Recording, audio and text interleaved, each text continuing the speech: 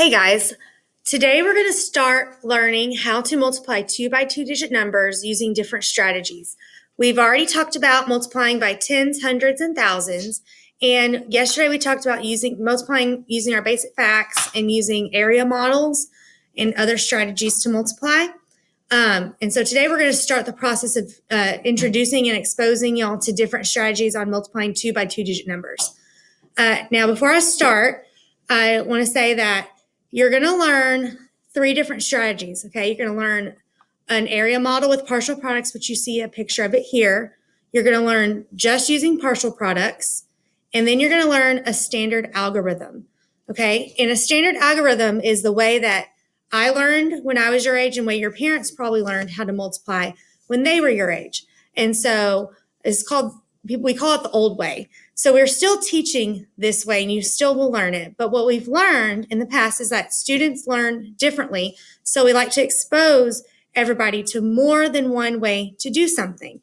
So when we're going through this process the rest of this week and all of next week, whenever I show you a different strategy, we're not expecting you to master that strategy. We're just exposing you to the strategy.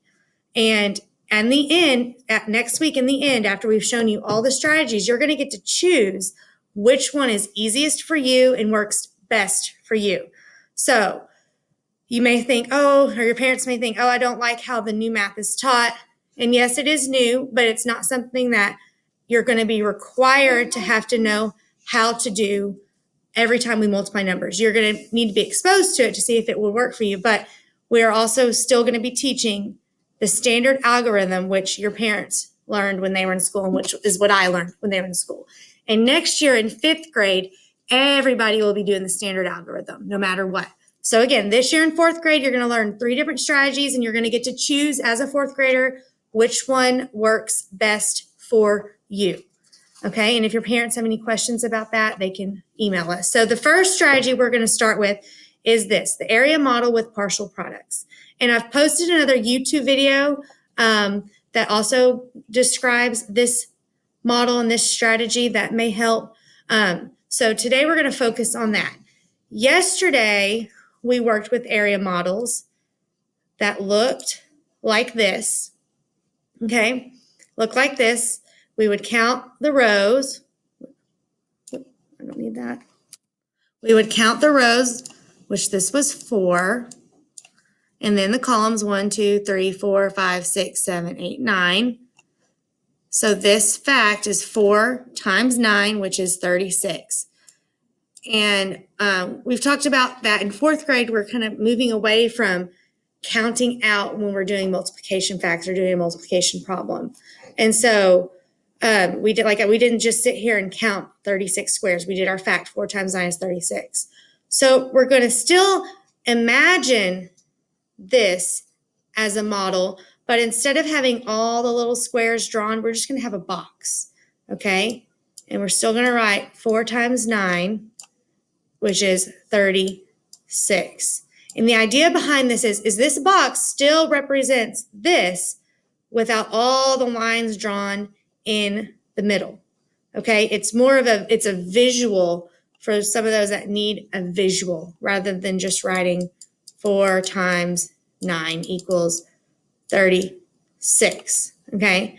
So all we're going to do today is you're going to learn how to build a partial product box. And if you look back here at our poster, here's a partial product box. Now, I know you see a lot of information here, but the main goal at the end of today is that you can build this box using whatever problem we're working on, okay?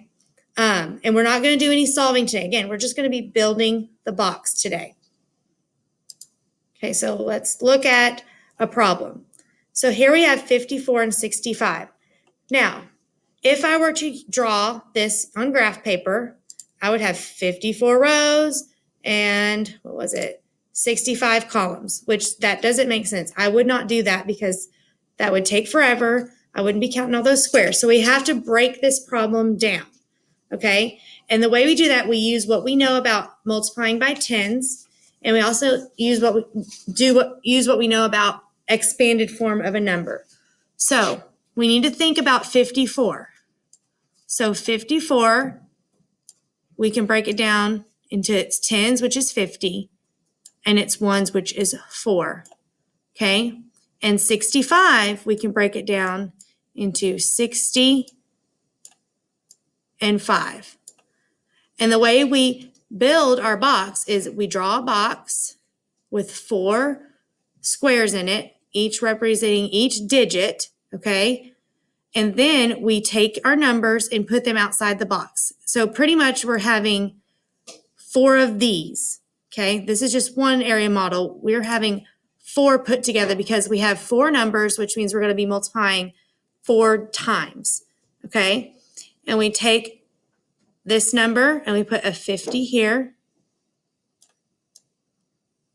and a 4 here. Then we take this number and put a 60 here and a 5 here. Okay, so we now have an area model, okay, of 65 times 54, or 54 times 65. Okay, and that's all you do. Tomorrow we're going to talk about how do we come up with what is inside the box. We're not doing that today. Tomorrow we're going to come up with how we come up with what's inside the box. So all we're doing today is learning that we need to draw our box, expanding our factors, and putting them on the outside of our area model. Okay? So let's look at the next question, next problem. We have 39, which can expand in expanded form to 30 and 9. Then we have 67, so that's 60 and 7. So I place my numbers around my area model. So we have 30 and then 9 and then 60 and then 7. So 39 times 67. Okay? And again, we're going to work on what goes inside tomorrow. Okay? So if I look at my next problem, how about you look at this problem and you think, what does 42 and 75 break down into and where would I put them on this box? So pause the video and you decide. So 42 breaks down into 40 and 2, and 75 breaks down into 70 and 5. And all I do is I put my I can do 75 up here, 42 down here, or the other way. It doesn't matter, because remember, when you multiply two numbers together, it doesn't matter the order in which you multiply. Okay? This last one is a little bit tricky.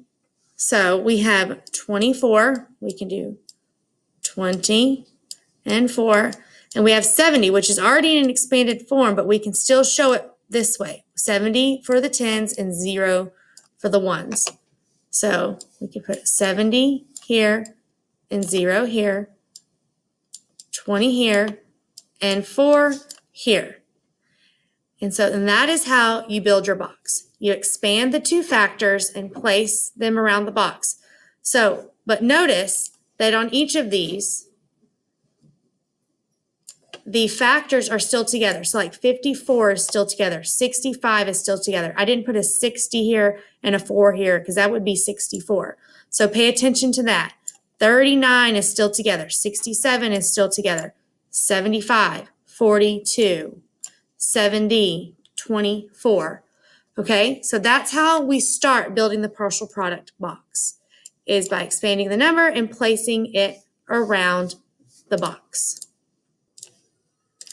So again, to reiterate, you are going to learn multiple strategies to multiply 2-digit by 2-digit numbers, but that doesn't mean you're going to have to master all the strategies you learn, because at the end of next week, you're going to get to pick which strategy works best for you. And it could be the old way of doing it or the new way of doing it, whatever works best for you.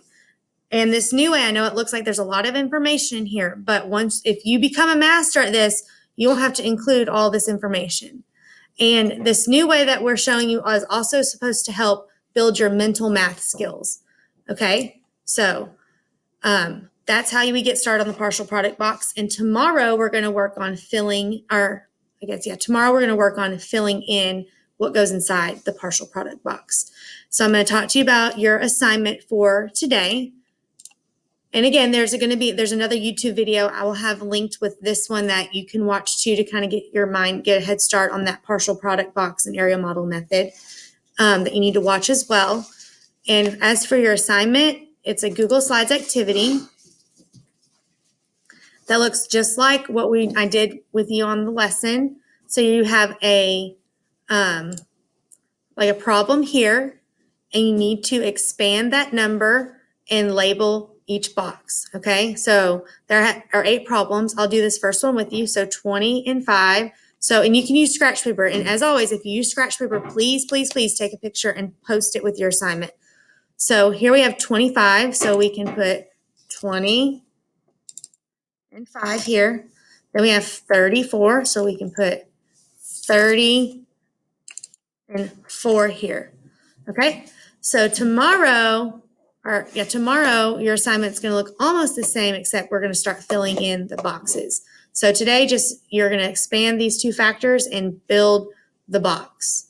Okay, and make sure you click turn in when you're done. And please let Mrs. Raisler or I know if you have any questions about any of your work. Y'all have a great night or a great day. See y'all later.